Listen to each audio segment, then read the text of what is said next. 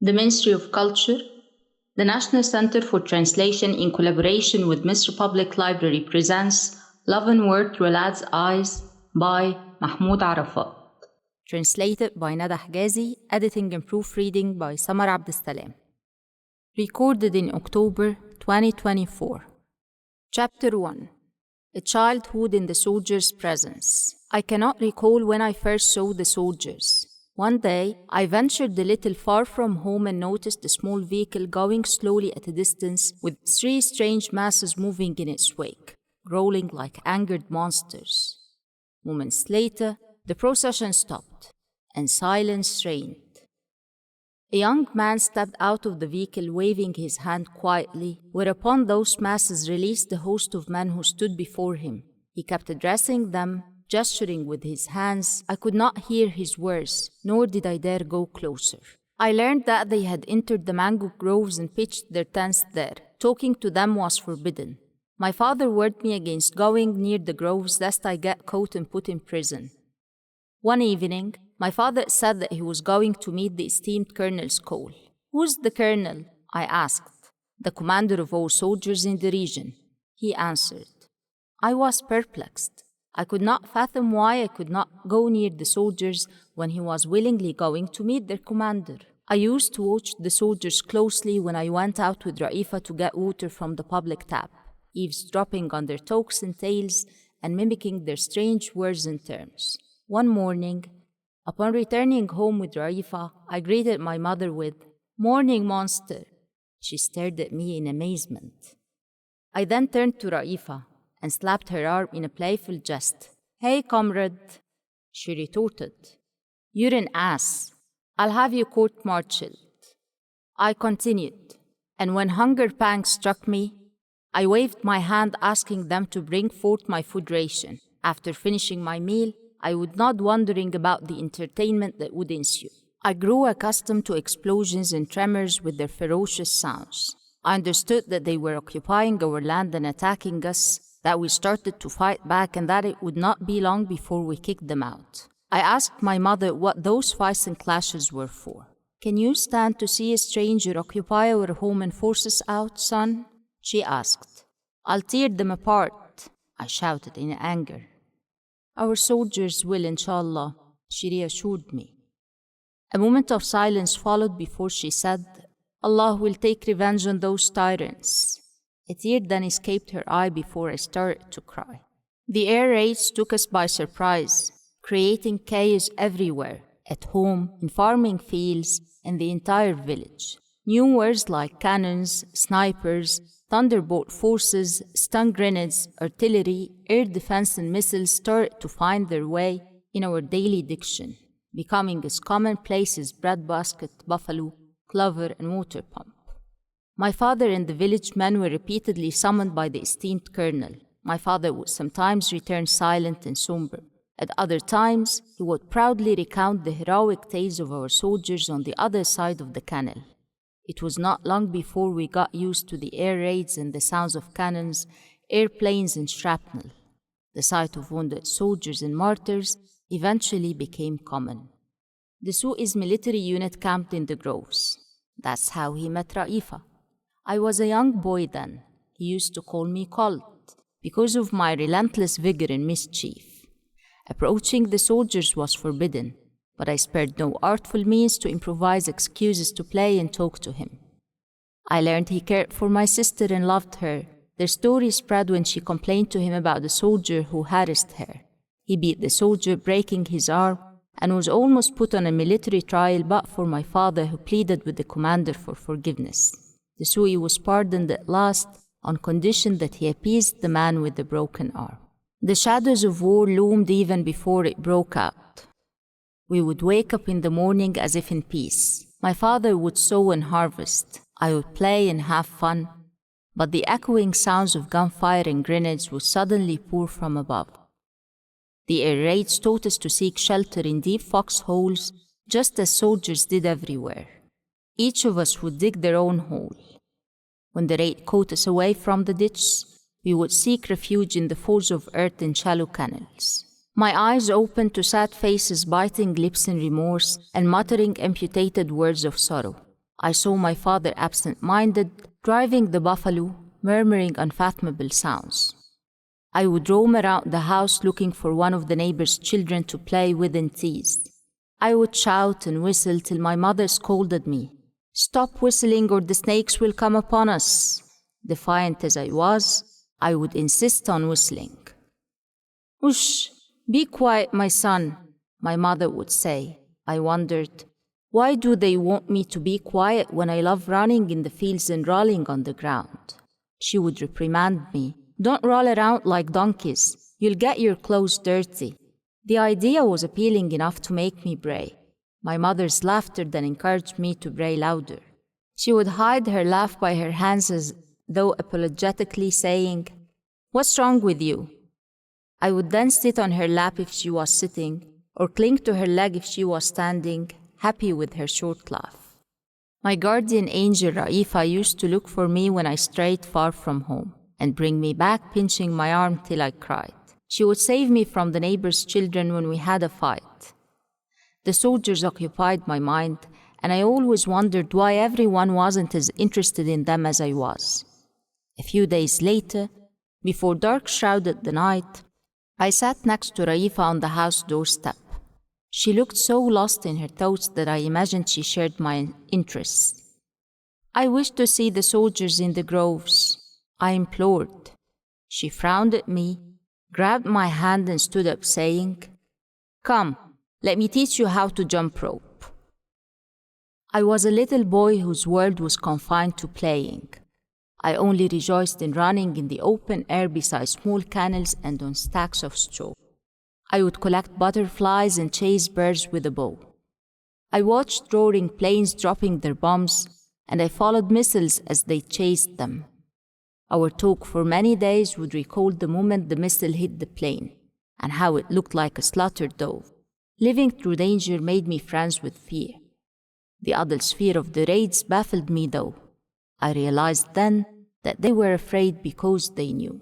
I was lost in the merriment of childhood games and innocent mischief until war suddenly struck, though the talk about its looming shadow had filled the air every day at home and in the fields. Consecutive events displaced fear in our hearts with sorrow that was there to reside. And anger bloomed with every passing day, sprouting into an echoing cry of joy when we saw our plane soar overhead towards the east. We could hardly believe it, and all sense of caution was abandoned. I tried to stand at the highest point to see what was happening. We knew it was war when our cannons opened fire on the fortified positions on the other side of the canal. The roads were jammed with soldiers, vehicles, and equipment. As dusk descended, I saw the tanks approaching. I saw my father jump to his feet chanting, "Allahu Akbar." His cry spread into the air, echoing everywhere. My father did not utter a word until the tanks crossed the village towards the canal. Perhaps he was apprehensive, doubtful, or seeking reassurance.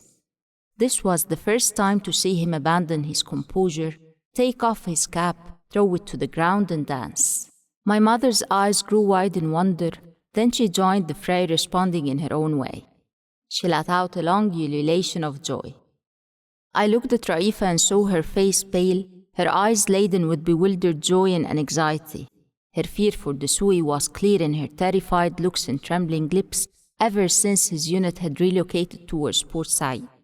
I saw her place her hand on her swollen belly and then lean forward in exhaustion, reaching for the zir pot to lean against. Before my mother noticed, Raifa fell to the ground. My mother rushed to her and helped her up, muttering with compassion, "Oh, my dear daughter." She took her to bed and returned to light the stove to make her a hot drink.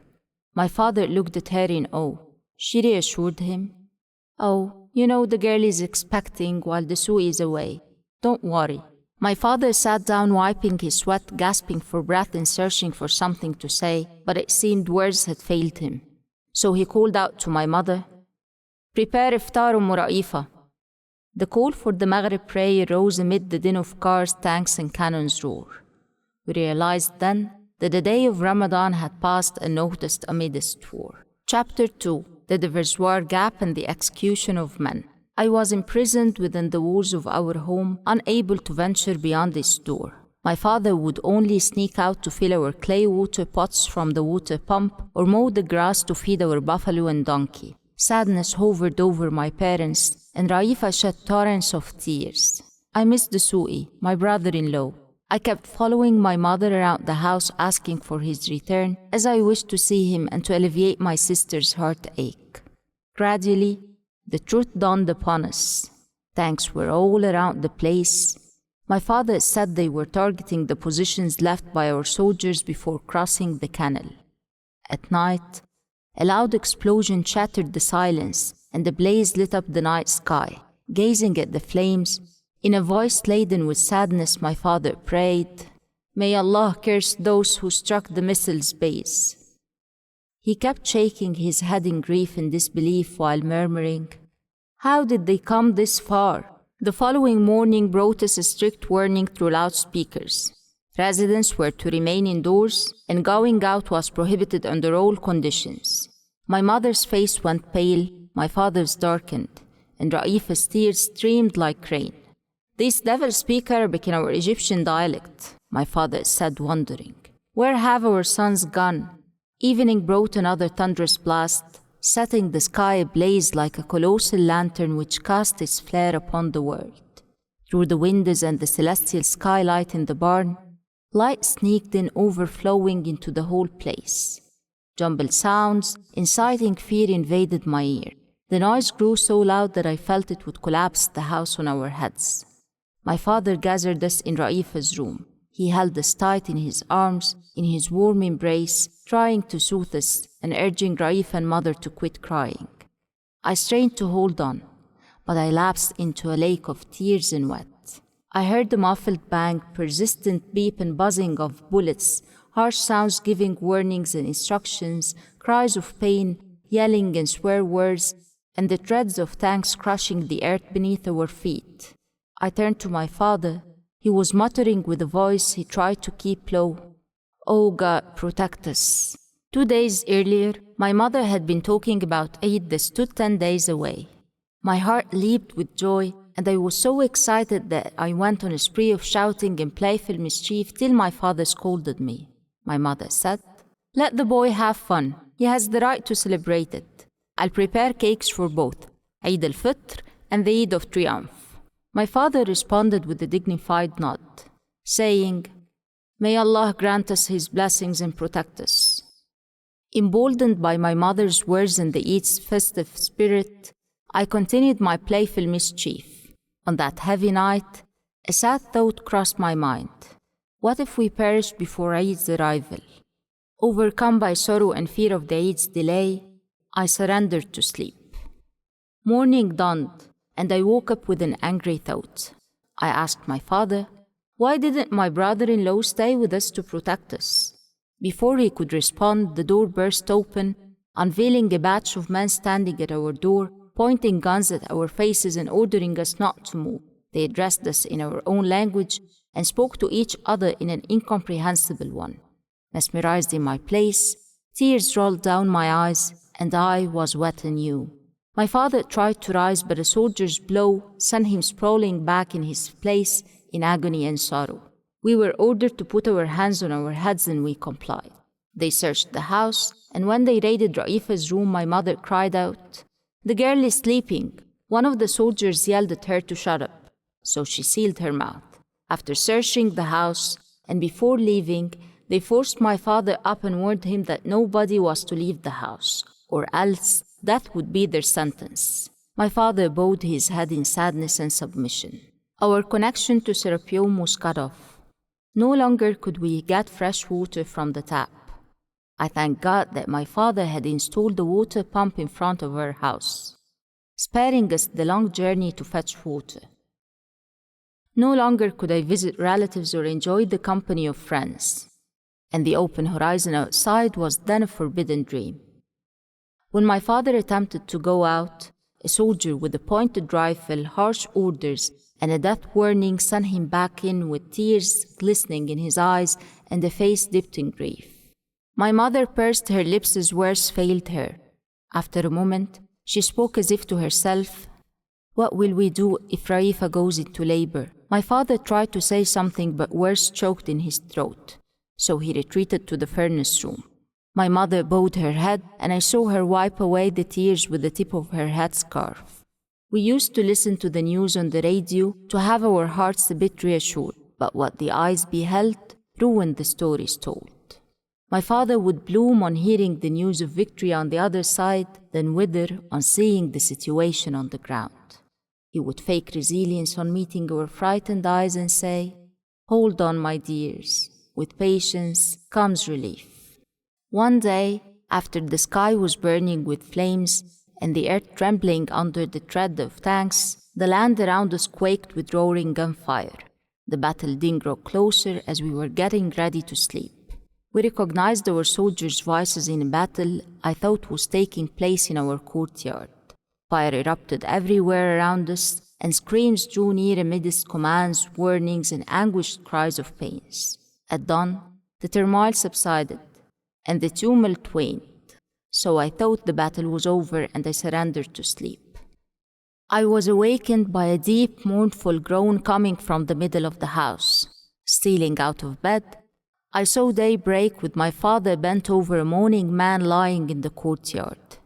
I drew closer to find a soldier lying there with blood pouring from his thigh. My father desperately tried to stop the bleeding, but in vain. The soldier's voice, weak and fading, spoke his final words. "It's no use. I'm dying. Take my papers, bury me, and let my family know." His words were cut short by heavy footsteps kicking the door open and swarming the place, circling us from every side. They drove me outside with my father, dragging the wounded soldier to the mulberry tree. They ordered us to raise our hands, then aimed their weapons at the wounded soldier and showered him with bullets, then left. I fell to the ground. My mother rushed towards us, babbling in terror. Moments later, my father rose. He took off his jalabiya, grabbed an axe, and began to dig a grave under the mulberry tree. He laid the soldier to rest while reciting verses from the Quran. "Indeed, to Allah we belong and to Him we shall return. Think not that those killed in the way of Allah are dead. They are alive in His heavens, showered with blessings." His voice cracked while praying, "May Allah grant you mercy, son." My mother could not stop sobbing. After finishing his heavy mission, my father collapsed before the grave and wept loudly. My mother tried to comfort him, though her tears were heavily flowing. I watched him as he held the military tag chain bearing the martyr's information, turning it over in his hands in bewilderment. After he regained his composure, he turned to me and said, "You're a man now, son. It's your duty to fulfill this trust after I'm gone." Then he handed it to my mother for safekeeping. Before sunset, they returned and stormed the house. They searched again but found nothing of use to them. As they were leaving, one of them noticed the radio in the rice sack. He took the radio and tore the sack apart, leaving us to sink in an isolation pond with agony hovering above. The details are carved in my heart. I recall them live and vivid in my eyes and soul. The loudspeakers ordered males to go out and stand in front of the house, so we complied. My father took me by the hand, and we stood in front of the house. My mother stood watching us behind the ajar door. Half an hour later, the soldiers came driving us like goats to a square near the mayor's large house. A group of men from the town were circled by rows of guards. The soldiers wrapped us all in a cloak of silence and humiliation. We waited a long time until all the men and boys were gathered. Their leader came and ordered the boys to be separated from men, so the soldiers carried out the order. Tears poured down my eyes when they pulled my hand from my father's and took him away. The commander spoke and ordered the soldiers to bring the mayor out of his house. The mayor emerged with his head held high. Walking towards the commander, the latter extended his hand to snatch the mayor's kufi prayer cap and throw it to the ground in anger. He then ordered the soldiers to tie the mayor's hands behind his back. After a moment of silence, he ordered men to be sorted.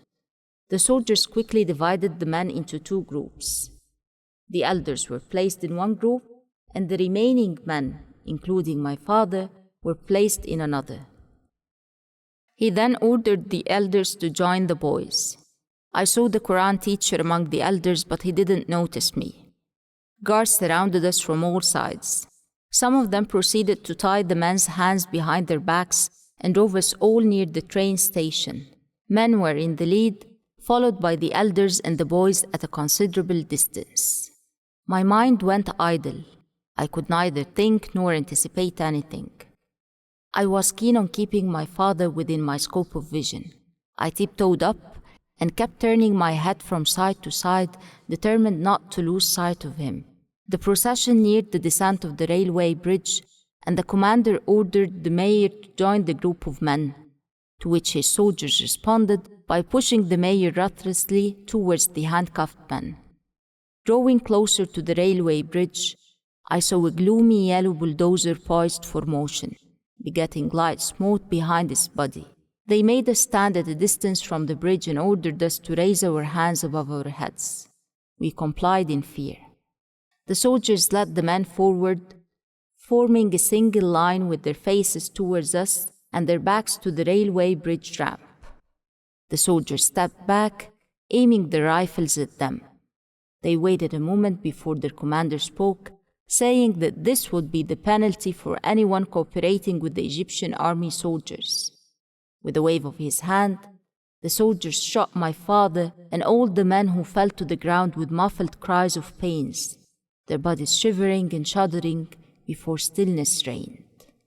Silence only lasted for a few seconds before the air was filled with wailing and weeping. The soldiers surrounded us and began to beat us brutally, demanding silence. Rifle butts slammed our bodies, forcing us to the ground, leaving us under 2 rings of soldiers' guard. Yet, crying and wailing would not die. They forced us to witness our loved ones drenched in their own blood, repeating ruthlessly that this would be the fate of anyone who collaborated with the Egyptian army. I watched as the bulldozer advanced slowly, pushing the heaped bodies of the martyrs before it, dumping them into a large pit at the side of the bridge. Then it turned to cover the mass grave with a pile of sand. The soldiers herded us until we reached the public water tap, then released us. I was at a loss. How would I return home without my father? What do I tell my mother in Raifa? Who would tend to the buffalo, the donkey, the water pump, and the farming field? Was my father really murdered? I had seen him fall amidst the group of men and heard the muffled anguish cries of pain tearing me apart. I witnessed the gloomy bulldozer toss them into the pit prepared to be their graveyard before covering it with sand and leveling it with the ground. I could still feel my father's hand gripping mine, its warmth lingering in my hand. Did this terror mean I would never see my father again? Wouldn't he lead me in congregational prayer till we concluded together anew? Should we fill with the sand the foxhole he had dug to fit him? They buried him without ghusl or a shroud, and without a Muslim prayer. I could recall how my father buried the martyred soldier under the mulberry tree without a shroud or prayer. My father then was a martyr. I lost myself in tears, then in sleep. I opened my eyes to find my mother trembling in her tears and Raifa wailing in despair. My mother was babbling frantically while wetting my face with water and wondering in agony, "What have they done to you, my dear son? May Allah revenge on those brutal criminal bastards. They ruined my home. Oh, people, help me. I'm gonna lose my son." Chapter 3. The Thunderbolt Special Forces Attack and Losing Raifa. All of us suffered. We witnessed horrors like those experienced by our soldiers who crossed the canal. They seized the great victory and engaged in fighting, organizing the troops and carrying out various attacks, while we remained prisoners in a cage of fear. Night fell and we closed the door. After a while, I heard a gentle knocking. I looked at my mother and she nodded for me to open it. I saw a soldier with a dark complexion wearing the Thunderbolt Special Forces uniform with its tiger stripe pattern. He whispered, "May I come in?" I made way for him to enter, closed the door and said that the Thunderbolt Special Forces soldiers would come that night to discipline those brutal animals. He said, "We know what they did to the men of the village, and we will avenge you. My mother, drenched in tears, prayed for him and for all the warriors. She rose as if waking from a dream and wanted to prepare tea or food, but we had nothing save some dried bread and old cheese. The soldier begged her not to get up and said that they would come soon to bury the murderers in their tanks. The battle will be close to you, so don't be afraid, he added. Some of us may need to hide, so if any of us knocks 3 times gently, open the door. In the morning, if you find any of us martyred, bury him after taking his tag chain to inform us. We heard 3 gentle knocks on the door. The soldier signaled for me to open it and said, "We will knock like that." I opened the door and saw 3 soldiers carrying 3 bulging bags. I asked whether there were weapons inside, but they said it was food prepared for them during the fight, which they would leave for us. I could hardly believe it, so I burst into tears, and my mother kept praying for their victory. They asked us to empty the sacks so that they could take them, to hide the food in a remote place and keep their visit a secret. The soldiers were about to leave, so I gave them a military salute. Recalling my memories, I said, "Yes, sir." They saluted back, and their leader said, "You have turned into a real man and soldier, and tonight you shall witness something to reassure your heart. No more crying."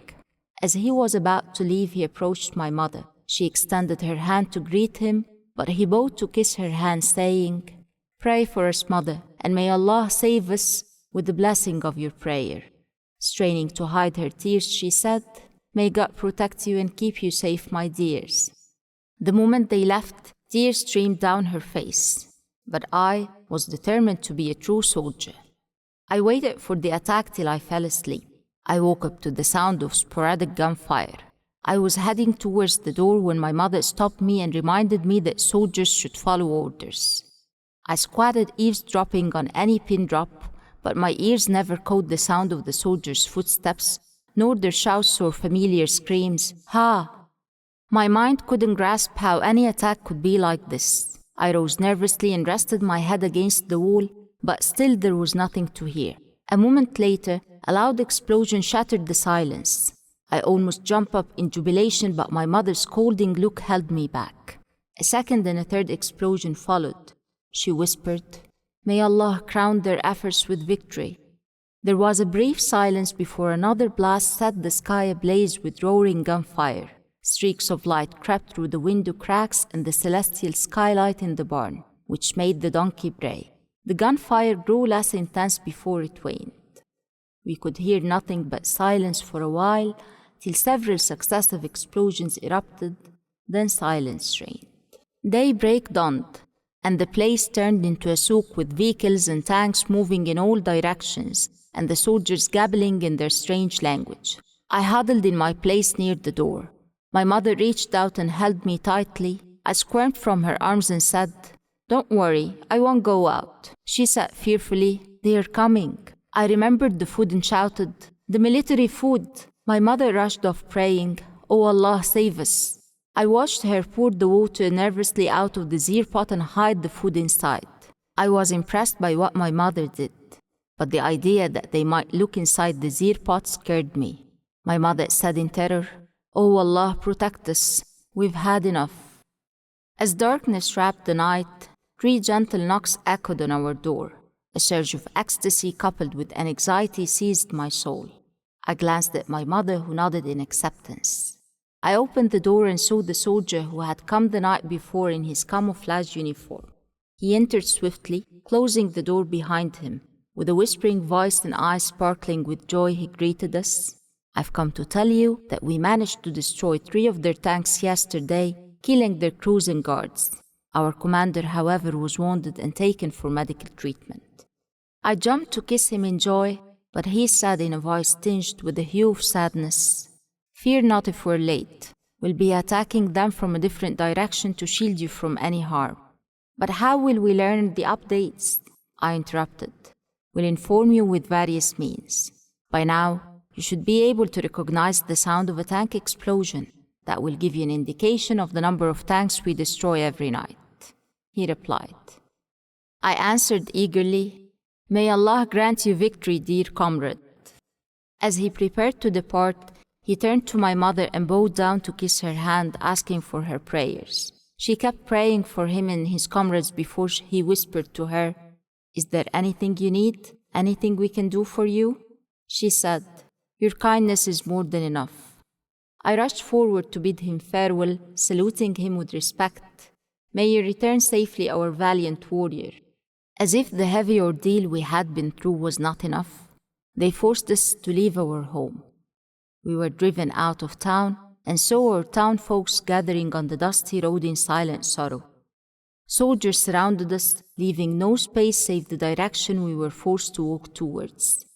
They threatened to kill anyone not complying with their orders, and their orders were clear: walk towards Nefisha. With eyes downcast in defeat, murmurs of protest were swallowed by shots fired above our heads.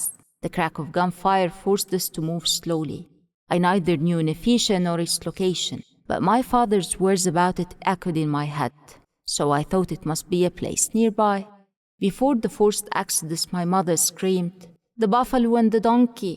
The armed soldiers cursed her and laughed, speaking in their strange language. "And our house! How could they do that to it? What act of guilt did we commit for a tank to crush it, letting its walls collapse on each other?" My mother shed a torrent of tears as she whispered to herself and looked around in fear. "May Allah recompense us for losing my man, the house, and everything. Oh Allah, pour patience on us, avenge us against the tyrants."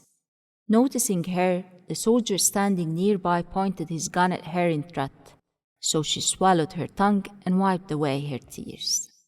Fatigue and hunger struck me. I looked at my mother seeking solace in her eyes, but they only reflected sorrow, as if to say, "Try to endure, sweetheart."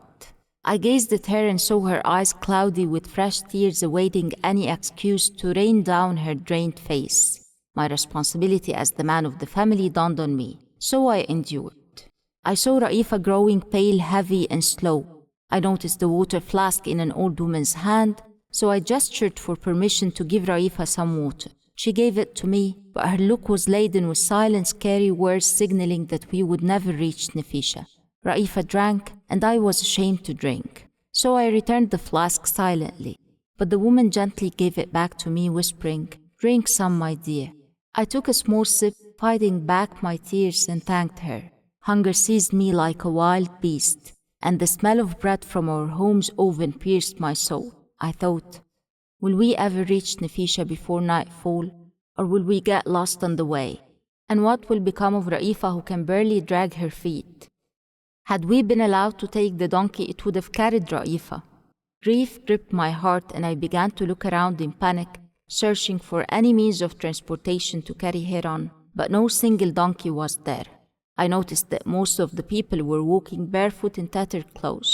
I remembered that they had taken us by surprise, leaving us no time to change our clothes or put on shoes. 2 vehicles escorted the procession.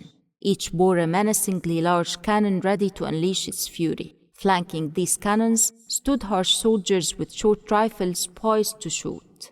The people walking in a row moved slowly, while the soldiers circling us barked orders to quicken our steps.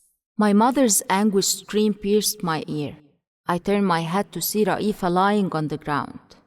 I dropped to my knees beside her, urging her to rise, but in vain. She was gasping for breath and trying to form words that would not come out. My mother was babbling frantically. "Hold on, darling, we're almost there. Get up, sweetheart. Endure, my love.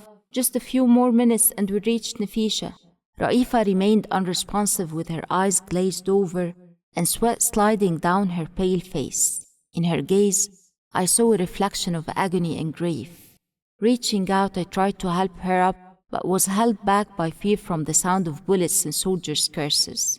I recoiled instinctively, but I stepped forward anew as I saw my mother clinging to Raifa, determined to help her rise and resume walking with us.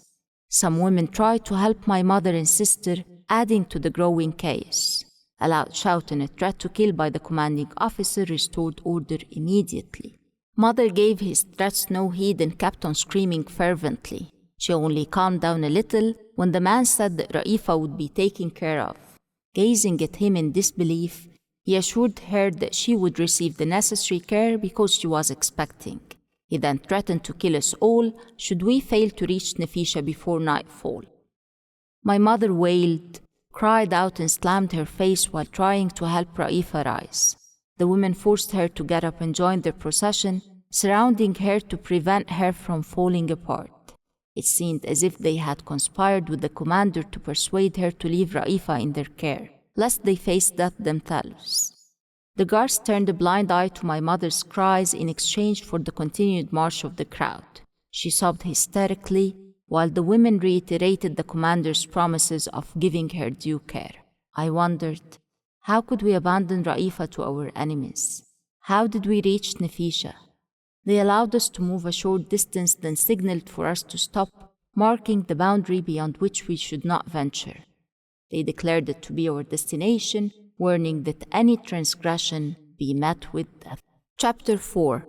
Expelling Serapium's residents to Nefisha, and the Thunderbolt Special Forces received them. We reached Nefisha little after sunset, weary from weeping, hunger, thirst, and fear. We had nowhere to turn. We knew not where to go, what to eat, or where to spend the night. The small village was packed with women, children, old people, and men expelled from their villages, like us. Huddled upon the ground, they were busy preparing shelters from metal scrap and weathered wood to hide from prying eyes. The women who surrounded my mother were shy to leave her, so they made us join them. They chose a crumbling wall and took refuge behind it. A moment later, a woman came with a clay water pot and gave us water. We calmed down a little after we quenched our thirst. After a while, the woman returned with roasted corn cobs, which we devoured. I woke up startled by my mother's wail, realizing the truth that was shielded by oppression. Ra'ifa. My mother's weeping pierced my heart. I felt a menacing void within. A painful question leaped into my mind. What happened to Ra'ifa? My mother was sobbing, and the women sincerely tried to comfort her. I did not believe she would return. How could I believe the commander who assured us she would be attended to, while he was the one who drove us brutally, allowing his soldiers to beat, curse, and insult us ferociously? The one who refused to let us take the buffalo and the donkey, barking orders to demolish our home under the treads of tanks. My tears turned into wailing. I woke up to find my mother wiping away my tears, trying to calm me down by convincing me that Ra'ifa would be back soon. The scorching sun woke me up thirsty and sweaty. I could still hear my mother crying. A long whistle echoed around the place, so I got up, rubbing my eyes to investigate the matter. I saw a crowd of people gathering at a distance, and everyone was rushing towards the square that became jammed with people. I hurried after I asked for my crying mother's permission to check the matter, and I saw people sitting on the ground, so I joined them. An officer was struggling to get everyone to sit down and be quiet so that they could hear what he wanted to say. He was wearing a tiger-striped camo uniform, so I knew he was one of the Thunderbolt Special Forces heroes. Everyone sat still when he spoke in a clear voice, saying, "We have won the war because God and truth are on our side. We've liberated our land that was usurped by the enemy 6 years ago in Sinai. You have seen with your own eyes how our soldiers crossed the canal chanting, Allahu Akbar, and you've also heard the artillery striking the enemy's position and seen our missiles shooting and dropping their war planes like sparrows. Had you seen our heroes storming the enemy's strongholds, destroying their equipment, killing and capturing their soldiers, you would have been sure that we triumphed over them." He paused for a moment before his tone changed to sorrow while adding, "I and all the commanders know the tragedy that befell Deverswar in Serapium.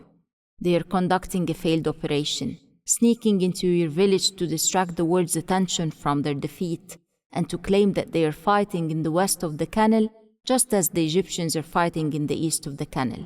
Yet, they will never succeed."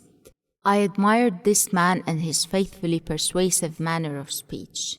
A mist of tears clouded my eyes before I noticed a group of soldiers and officers surrounding him. The officer continued, "We know what they did to your men, your livestock, and your homes. We know that they occupied the mosques and turned them into kitchens for their soldiers, converted the minarets into sniper observation points, destroyed the cornfields to prevent our soldiers from hiding there, ravaged the sesame, peanut, and tomato crops, vandalized the mango and orange groves, destroyed palm trees, and stole women's gold. The officer's voice grew louder as he said, I swear by Allah the Almighty that we will avenge every martyr murdered by these cowards. We will kill 10 of them in return for every man those cowards shot. Listen, for I have a secret to tell you. The army commander has assigned Colonel Ahmed Osama Ibrahim the mission of securing you in Nefisha and Abu Atwa and punishing cowardly enemy. For the record, Colonel Osama Ibrahim is the commander of a Thunderbolt Special Forces group. I felt an urge to run towards the valiant officer, to embrace him and express my heartfelt gratitude, but I saw the vast distance between us crammed with women, children, and elders. I stood still thinking that I would meet him once the crowd subsided to recount our story and ask him to look for Raifa. The officer waited a little while contemplating our faces. His features grew so stern that a tremor crept through my body. His voice rose as he gave his instructions to the crowd. Colonel Osama Ibrahim is in command here. His orders must be followed by all. He assigned me to protect you and defend you against any threat. Remember, the enemy is just meters away, ready to strike at any moment. Heed my instructions without hesitation, for every minute could be a matter of life or death. I wish you all safety. There's a group of officers and soldiers who will register your names and all relevant data in documents to safeguard your rights. Order and tranquility are paramount. The military governor has ordered the bakery to start operating today to cater to your needs.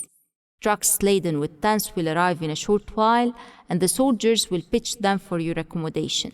We don't know what exactly happened in Nefisha, but horrifying stories reached our ears. The enemy attempted to cross the canal bridge to occupy Ismailia, but their repeated efforts were thwarted. When our Thunderbolt Special Forces attacked them and our valiant warriors entered the groves and inflicted severe losses on them, the enemy retaliated by striking Abu Jamus and Nefisha bridges. I only saw the ruins of Nefisha bridge, but the other one was distant from our residing place. I spent the days listening to the elders' tales and the stories of Thunderbolt Special Forces soldiers who returned from the battles fought to get ready for the next. The soldiers recounted how the enemy gave up on invading Ismailia after the Thunderbolt Special Forces heroes deterred them and hunted their soldiers with sniper rifles. The following day, my mother slept for the first time since our eviction. Abandoned by sleep, I kept watching her till drowsiness finally took hold, only to be awakened by her cries. She wailed in anguish, Raifa, come here. Oh Raifa, help us Hajj. I assumed she had woken up recalling my father and Raifa, but when I shook her, I realized she was seeing them in her dreams. I was determined to wake her. She rose and wept. Her tears broke my heart, so I shared them with her. In the morning, she insisted on meeting the officer in charge. I tried to dissuade her. I begged her to wait until I obtained permission to meet him, but she refused and demanded I take her to his office. She took my hand and we set off. I feared the officer might be harsh to her. He finished talking to one of his aides and gestured towards us. We approached hesitantly. I never forgot the officer's look of amazement on seeing my mother. He remained stunned for a moment, then regained his composure and whispered, "You're from Serapeum, aren't you, mother?" She nodded in tears. "Don't you remember me?" he asked. "I'm the one who knocked on your door in Serapeum." The man bowed to kiss my mother's hand. She wiped away her tears and said, "Forgive me, son.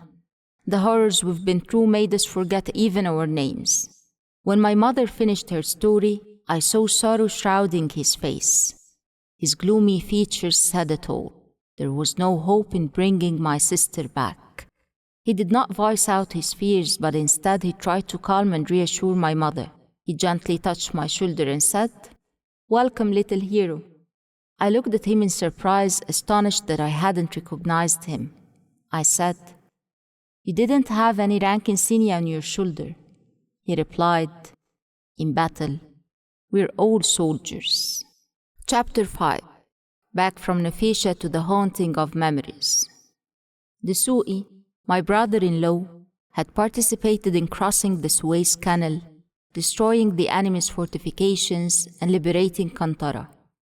The whole country had been waiting for this moment for years. Yet, when victory was achieved, someone came along to strip him of his glory and break his spirit. The very man who helped in bringing Egypt victory was anguished by a personal and heartful defeat: the loss of Ra'ifa. We watched the planes take off to the east to destroy the enemy's positions. We observed the convoys of vehicles, soldiers, tanks, and cannons flowing along the rough roads to cross the canal and liberate our land. Never did I hold a weapon or kill a single killer. I did not take part in achieving that victory. But my father, may Allah have mercy on him, said to my mother as he ordered her to bake bread, "We fight for the cause of Allah with what we have." My mother got up to knead the dough as if she were a soldier following orders without question. We would go out every morning, with my mother carrying a bread basket on her head and my father carrying a saddlebag full of bread on his shoulder. We would go to the rough road where soldiers were streaming towards the canal. We would distribute the bread to the warriors and encourage them. The planes would start the attack to disperse trucks and vehicles, but the infinite streaming line would not stop. Rockets and missiles would be launched at the planes, bringing some down and causing others to flee, dropping their bombs in fear.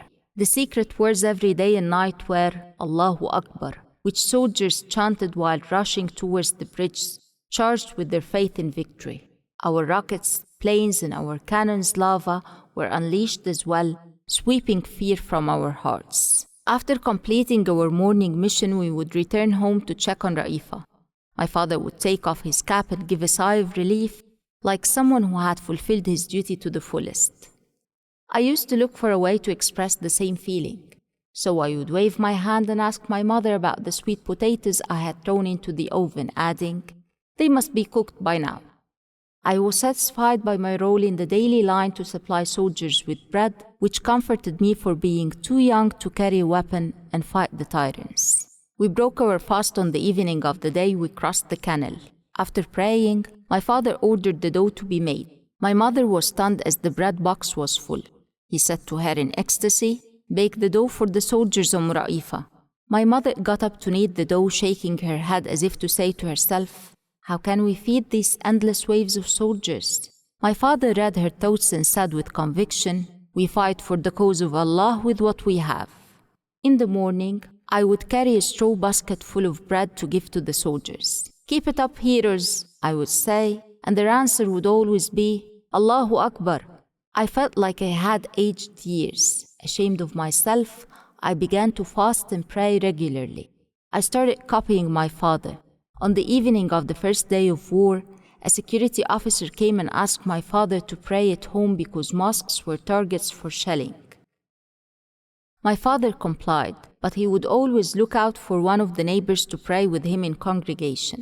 One day, he couldn't find anyone, so I gathered my courage and asked to join him. He smiled, patting my head, saying, "You're a man now, Mutwalli. Perform your ablution, say the call for prayer, so that we can start the prayer in congregation." I felt a surge of pride as I stood behind him in prayer. I tried my best to look steadfast, closing my eyes to avoid any distraction by the birds flitting around. As for the sounds of explosions, bombs, and the treads of tanks and trucks' noise, I had grown accustomed to them. After praying, I greeted my father and kissed his hand. I looked at his lips, muttering words I could not hear. In response to my inquisitive gaze, he taught me how to conclude the prayer and made me vow never to abandon prayer again. I stood up, wiping my face after the supplication like the adults, but I felt tears welling up in my eyes, so I rushed out. Al-Qantara's liberation was a night to remember. I was asleep when I heard my father's shouts, "Ra'ifa! Ra'ifa! The Su'i liberated Al-Qantara! Our army liberated Al-Qantara, kids!" I did not realize the magnitude of the event then. The military communique declaring that our forces had managed to liberate Al-Qantara East had my father adjusting his cap repeatedly and rolling up his loose sleeves in persistence. We gathered around him in joy as happiness hovered over his face and colored his voice while explaining, "Al-Qantara connects us to Al-Arish. So if we reach El Arish, this means we can reclaim the entire land of Sinai. He then turned to Raifa, whose face reflected the faintest hint of color, and said, "Your husband is a hero. Dasuqi liberated Al-Qantara, Raifa." That night, I lent my eyes to sleep. In my dreams, I saw myself teasing Dasuqi, who was laughing joyfully at my pranks. After they slithered away to hell, we returned to Nefisha in the governorate's cars. The military worksmen repaired our destroyed house. They erected its walls, fixed its windows, and roofed it with new wooden bars. The governorate provided us with beds, bedding, and clothes. I signed many receipt papers, and when I asked the governorate's representative for a buffalo and a donkey in return for the ones we lost, he promised to consider the matter. The good thing was that they brought us 6-month food supplies. My mother felt a bit reassured when she saw the flour, butter, oil, rice, sugar, and tea, but she was never back to her old self after what had happened. The trauma left her speechless. She only communicated with me through gestures. Exercising her daily life, walking, cooking, eating, and sleeping, she kept her eyes on me all the time. Whenever she lost sight of me, even for a second, she would groan in pain, and I would rush to her side to keep her company and comfortable. I did not like the clothes I received from the governorate. I preferred to wear khaki. I asked the military work soldiers for a military uniform. They told me that it was forbidden and might put me to trial. I told them then I was too young to be tried. I expressed my disgust with the clothes I was given and kept insisting on wearing khaki until they gave in to my request. They gave me 2 khaki uniforms after removing the pockets from the jacket to evade responsibility, replacing them with pockets of different colors so that it wouldn't look like a military uniform. I was happy with the 2 uniforms and paid no heed to the new name they gave me, Khaki Mutwalli. Dasuqi's arrival caught me by surprise. When I saw him standing in front of me, I froze in my place. I thought he was martyred and that I would only see him in my dreams, but seeing him then unleashed my grief. I had no idea where all those tears and agony came from, as if I were holding them back in my chest for fear of my mother, who was devastated by anguish and pain. I took him inside the house, murmuring, "Dasuqi, Mom." I tried to break the wall of silence that Dasuqi had built up between us, but in vain. I sat with him in front of the house, leaning my back against the cement water pump. I noticed my hands playing with the chain tags wrapped around my neck. I recalled the martyred soldier whom my father had buried under the mulberry tree before handing me his tag chain and entrusting me the mission of reporting what had happened to him.